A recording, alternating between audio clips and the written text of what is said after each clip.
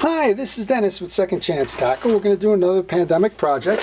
This one we've said was part of a group of the older reels that I got. We previewed this a little while ago. This is a Red River made in Kalamazoo, Michigan. I don't remember much more about it other than that. Kalamazoo was the home of Shakespeare, but I don't think that they were associated brands. This one's working, which is nice. It has this kind of an interesting flip here for an anti-backlash on casting. That would be something of the time. It looks like this thing gets caught up over there too with that. So let's, maybe the way I was flipping it got it caught up, or maybe it's just, there you go. Yeah, I moved it too far to the one side. All right, we're going to just take it apart. We'll show you the relatively simple reels. One of the things I did notice is that the handle not really functioning very well. This one seems to turn, this one seems more tight. We're going to start by taking these off, and then what we can do is we can try and work with these on WD-40 or something to loosen it up completely. So we're going to start by removing this little cap to take the handle off. When you're doing these, kind of working on experience, you're not going to find too many schematics sort of like for most of these reels.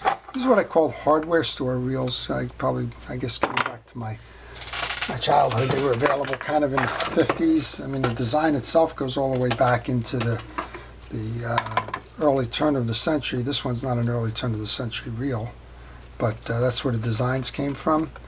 And parts are generally not available any longer. You can pretty much find a replacement reel, a donor reel, but you can't find parts for them unless it's in the secondary market. So I'm starting by taking the case off. You're going to notice a couple of things here. We have an oil access screw, we have the handle, and we have a brake up here. And again, that brake is kind of what you're used to seeing on modern day spool tensioners. It should be a little leather pad in the back here. As you turn it down, it would press onto the spool and control the spin. This reel is functioning very nicely. You can see it's got a nice smooth spin to it. It looks like a quality reel. Okay, we took the two side plates off. Let's show you what's going on underneath here then. You simply remove it. There's kind of a knotted up spring here, which is kind of interesting. This is where I would recommend you take pictures. If you have any questions whatsoever about how to reinstall, I'll tell you what, that spring is looking like a nightmare there. So you can see it's got a point down, kind of wraps around the pivot here, and then springs out to hold the case, if you will, hold tension against the case. And this is the one that if you push in on it, that's where it's going to give you some of that tension there. So stay aware of that. It's a single drive reel. The gear just comes out simply by pushing. We want to do a cleanup on this. It's been a while since this one's been cleaned. You can see the dirt and the grease here. So let's use the cotton swab. Let's use some penetrating oil to kind of loosen the grease up. And just be aware of that spring up there. You don't want to go crazy and do stuff recklessly and then find out your spring is shooting somewhere. I'm not even going to attempt to do anything with that spring. There's no need to. It's locked in place there. I'm just going to keep my finger on it so that we don't lose it as we do a little bit of house cleaning here. Okay, here's your gear. It's a nice set of gear. Again, it's got some old grease on there. I'll just take care of that. Same idea, just use the penetrating oil to loosen it up. Penetrating oil by its nature is not a good fishing reel lubricant. It's a degreaser, so any grease you put in there is liable to be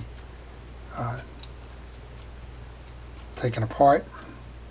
The other side of the issue is it doesn't have the permanence of regular grease. So as a light oil or a light machine oil, it's probably fine, but I wouldn't use that for anything more than that. I'm just taking the main gear off.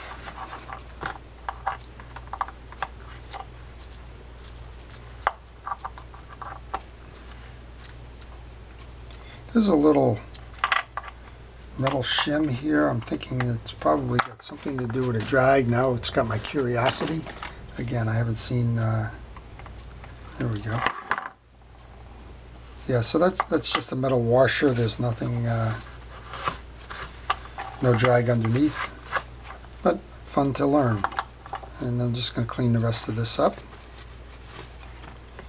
All right, and then we saw, so I took that off, that one goes on next.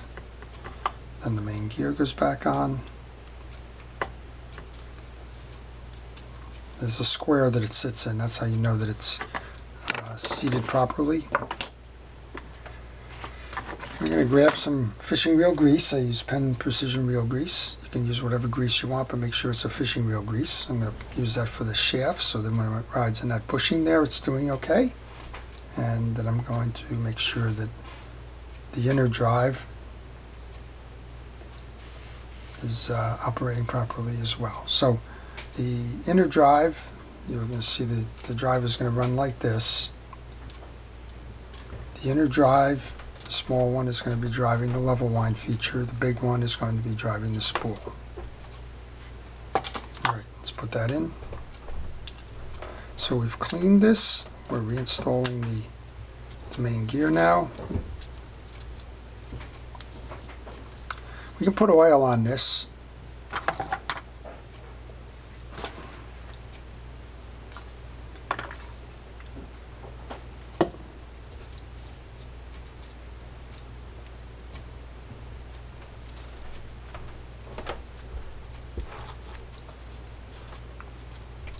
So as this is moving, there's a little rubber stud here. I believe that's the spool brake. You can see the wear here. I'm just moving it and I'm watching this assembly come up and come back when we do that. So I'm going to say that's the spool brake. Let's take that spool out just so we can clean the other side. Again, there's some residual of some grease in there. There was already that penetrating oil was already on that cotton swab, so I didn't need to spray down. Clean that up. While I have it open, it's a good time to get any kind of dirt and grease that you can off of the reel foot and the like. Overall nice. Clean the back of this case here. Years and years, you'd love to have these things tell you the story of where they've been. For sure. Okay, the spool itself, nice solid chrome spool. You can, again, take the time to clean this now, since it's out. I'm just being careful to watch that spool gear there. I don't want to lose that. I'm going to take the wheel grease, load the back, load the front, get some on the spool gear itself. We can reinstall. Okay then, so let's reinstall then. So we want to grab this. This is a moving shaft as we know, so let's put the pressure on the back so that we don't lose that. Insert that into the bushing. Now you want to get that shoulder clear. And your handle can sit on that shoulder like that. And then you grab your cap. Let's get the cap in.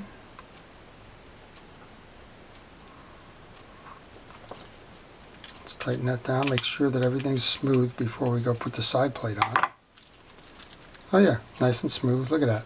All these years and it's still kind of running fine. Now these are what are called knuckle busters. They go both ways. There is no anti-reverse in these, so it's just something you need to be aware of. Okay, and then we can grab the side plate and put this on.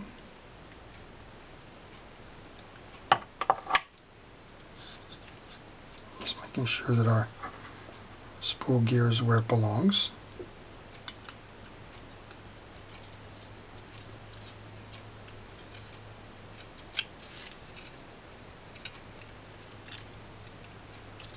There we go. I love those clicks. It usually tells you you've got your case lined up properly.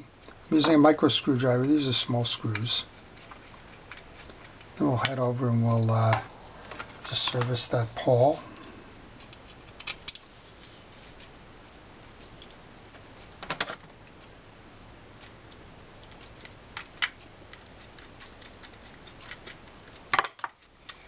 Look at that.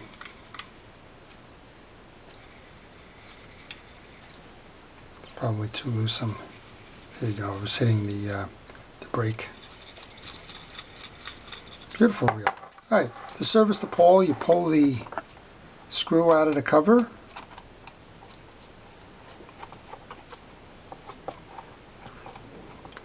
Don't let it bounce too far. I'm going to try and aim it right below it here. And let's take the cover off.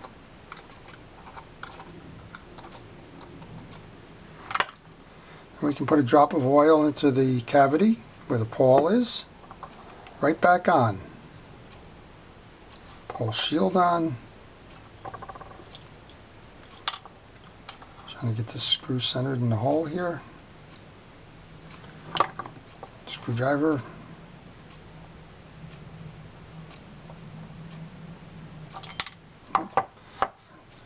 Let's try it with the grease holding this screw.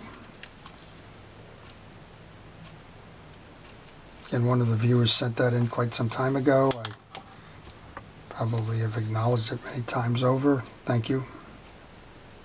Thank you to a guy who can't handle small pieces and parts.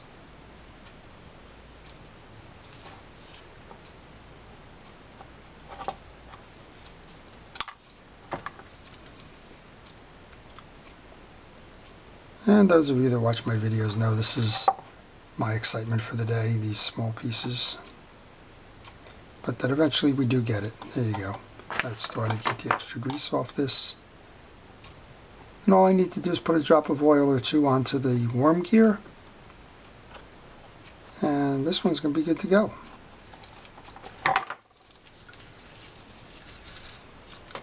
Drop a little bit of oil here. So what did we learn from this? Nice quality, solid reel, been around quite some time now, and it's going to be around for a lot more time to come. And we got a nice little anti-backlash kind of a feature there with that clip. Got solid chrome and probably stainless steel, probably German silver. And I guess that's not stainless, but that's German silver in the finish. Nice reel. Like it. So there's a pandemic project for you. So during this pandemic, please stay safe, stay indoors, stay healthy. Listen to what the folks are telling us to do. If you're a first responder, thank you. Continue to take care of us all as we try to take care of what we can, which is kind of obeying what we've been asked to do. So if you like this video, please indicate that. If you want to see more, please subscribe. If you have a reel that needs to be worked on and you don't feel like you have the expertise or you don't want to take the challenge, then contact me. I do service fishing reels by mail, and I will be happy to give you the information on how to get your reel serviced if that's something that you're interested in. So with that, I bid you a great day. This is Dennis with Second Chance Tackle. Thank you for watching.